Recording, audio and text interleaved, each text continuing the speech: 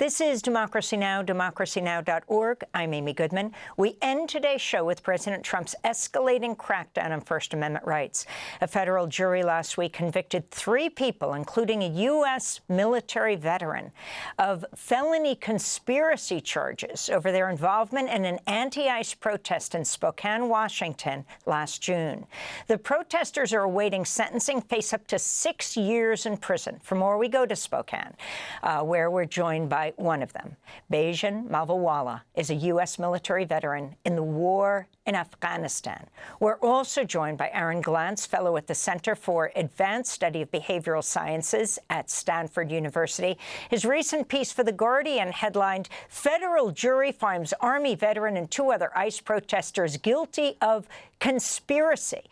Before we go to Bajun, I'm wondering, Aaron, if you can talk about the significance of this term conspiracy. I want to go to a clip first of an interview that you did on PBS's NewsHour. This is former acting U.S. Attorney General Richard Barker on PBS NewsHour. Nobody was really hurt. None of the protesters were hurt. Fortunately, none of the law enforcement officers were hurt either. He was aware that other U.S. attorneys had been ousted for refusing to comply with Trump Justice Department orders, and he worried about his ability to act ethically if he stayed on the job, so he resigned. I didn't feel in this case that a conspiracy charge that would carry a 6-year term of incarceration was true to who I was or who I wanted to be as a federal prosecutor. So that's former acting U.S. Attorney General Richard Barker resigned, speaking to our guest, Aaron Glantz, on PBS NewsHour. Aaron, so talk about the significance of this conspiracy conviction, just before we go to the military veteran who was convicted. I mean, what we have here is a really large reach of the conspiracy statute. The charge here, conspiracy to impede or injure federal officers. What happened was a relatively minor demonstration at an ICE facility in Spokane, Washington. There was a Facebook post by the former president of the Spokane City Council about 2 Venezuelan migrants who were going to be according to him, unlawfully deported. A federal judge ended up freeing one of those migrants, saying his arrest was unconstitutional. A number of demonstrators showed up. Bajun was one of them. He went home. He was going about his life, and then a month later the FBI showed up at his door and a number of other demonstrators and arrested them for conspiracy.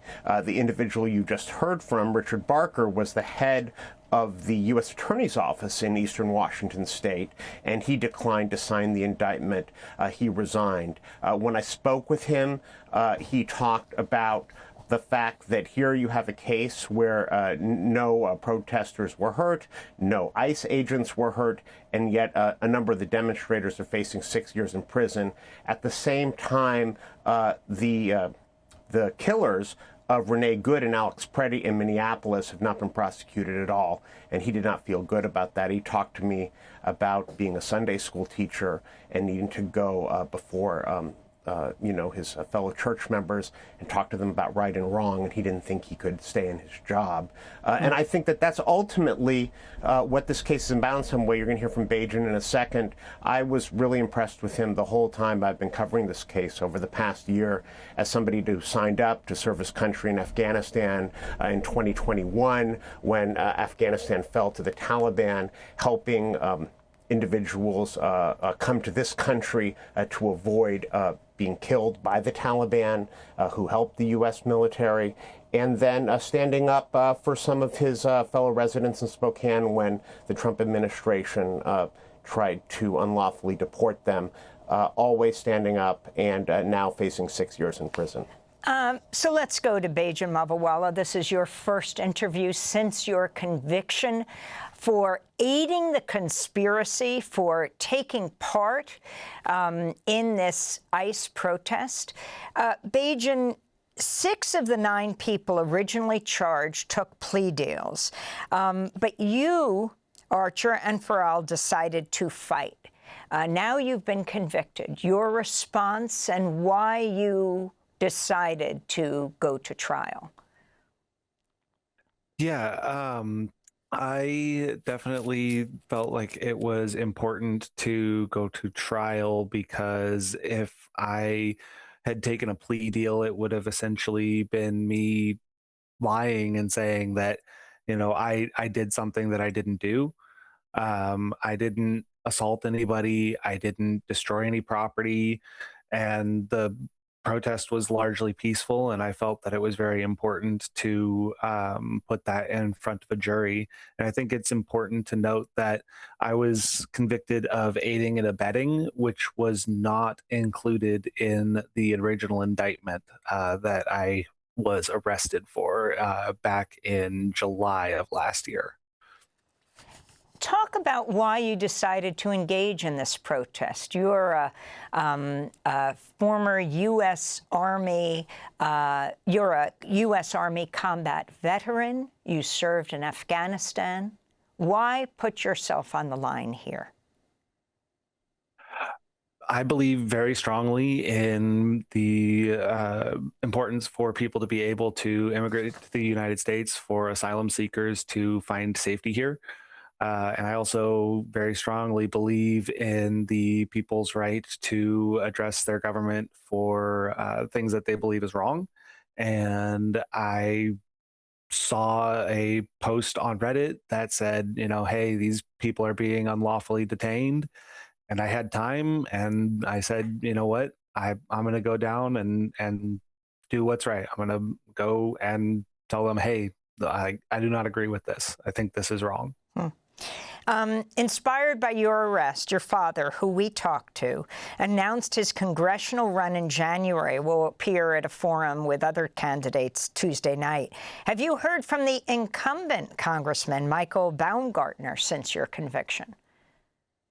I have not heard anything from him. I'm not sure if he's made a statement or not. And can you talk about your involvement since you were in Afghanistan and helping Afghan refugees come to this country, how you got involved with this work and how it inspired you to stand up against ICE?